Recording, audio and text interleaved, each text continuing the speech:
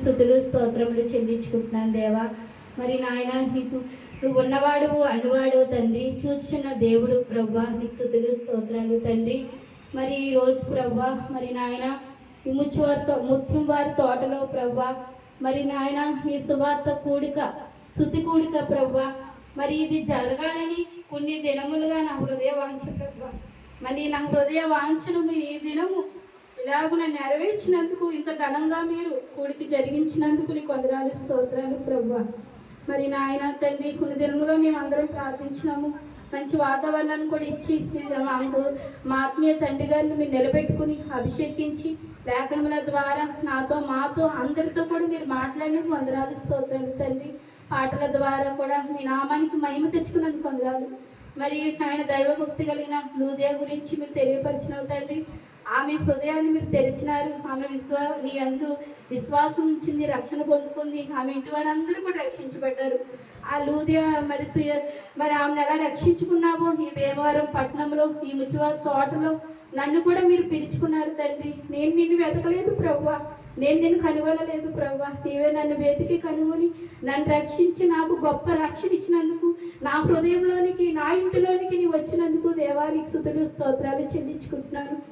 నాయన నాకు ఇచ్చిన గొప్ప రక్షణ నా భర్తకు కూడా దయచేయండి. దివ్యాన్ని కూడా మీరు రక్షించినందుకు వందనాలు. ఆ బిడ్డను ఆత్మీయంగా బలపరచండి. మరి ఇక్కడ వర్తమానము అనేక బిడ్డలు, బంధువులు, మరి నాయన సంఘ బిడ్డలు, మరి ఈ ద్వారా అందరూ కూడా నీ వర్తమానం నీ లేఖనాలు విన్నారు తండ్రి. మరి విన్న వాక్యము వారి హృదయాల్లో ఫలించడానికి ఆ లూదియా హృదయం ఎలా తెరవబడిందో, ఇక్కడ మరి ఎవరు నేను ఎరగని వారు ఉన్నారో వారి హృదయాలు తెరవబడి వారి హృదయంలో నిన్ను చేర్చుకోవడానికి, నీవే నిజమైన దేవుడని, నువ్వు తప్ప వేరొక దేవుడు లేడని, లోక రక్షకుడు అని తెలుసుకోవడానికి సహాయం చేయండి. మా ఈ ముచ్చివారి తోట ప్రాంతం అంతటిని మీరు దీవించండి, ఆశీర్వదించండి. ఇక్కడ ఉన్న కుటుంబాలను మీరు ఆశీర్వదించండి. కుటుంబాల్లో శాంతి సమాధానం నెమ్మది మీరు అనుగ్రహించండి. మరి ఈ ప్రాంతం అంతా మరి నీ బిడ్డలు వస్తూ మరి ఈ ప్రాంతంలో సువార్త పత్రికలు ఇచ్చారు. ఎవరైతే నాయన పత్రికలు తీసుకున్నారో వాళ్ళ లోతైన శిల్వకార్యం మీరు జరిగించండి. మరి తోటకోళ్ళ కుటుంబం కుటుంబం కొరకు ప్రార్థిస్తున్నాను తండ్రి. ఆ కుటుంబాన్ని రక్షించండి.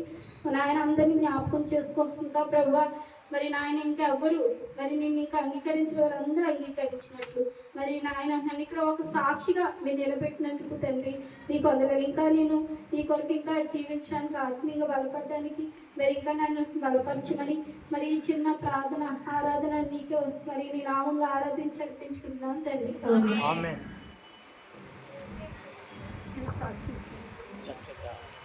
చిన్నది ఎక్కువ చెప్పండి. అంతకుముందు చింతనలో మా చర్చికి వెళ్ళేదాన్ని, పూజలు చేసేదాన్ని. కానీ నిజమైన దేవుడు నాకు తెలియదు. చర్చికి వెళ్ళేదాన్ని ఏదో సంవత్సరానికి ఒకసారి అలాగా క్రిస్మస్ కానీ అట్లు కానీ వెళ్ళేదాన్ని. తర్వాత నాకు వివాహం జరిగింది, 2 అమ్మాయిలు పుట్టారు. తర్వాత నాకు ఒక పాప, చిన్న అమ్మాయికి మీ అందరికీ తెలుసు. ఆ పాప మంచం మీద ఉండేది, నడిచేది కాదు. ఆ బిడ్డతో ఏంటి పరిస్థితి అని నేను కృంగిపోతూ అలా ఉన్న సమయంలో మా పెద్ద తోడుకోళ్ళు ఉండేది, కుమారి అండి మా అక్క. ఆమె మన్న చర్చికి వెళ్ళేది. ఆమె మన్న చర్చికి వెళ్తూ కూడా మరి ఆ సంఘ దైవజనులు పిలవకుండా మా అంకుల్ గారిని వాళ్ళ ఇంటికి ఆహ్వానించి ప్రార్థన పెట్టించుకుంది. అక్క అప్పుడు మా తోడుకోళ్ళు ఉంది, తను ఆ అంకులు పరిచయం చేస్తున్నాం. తర్వాత నేను అంకులు ఆంటీ పిల్లతో ఏడుతాను కుమ్మలపద ఉన్నప్పుడు, అప్పుడు వాళ్ళ ఇంటికి వెళ్ళినప్పుడు అంకుల్ నాతోని మాట్లాడేవారు. అమ్మరా చర్చికి రా, నీ బిడ్డ స్వస్థత పొందుకుంటుంది అయ్యి అని చెప్పాను.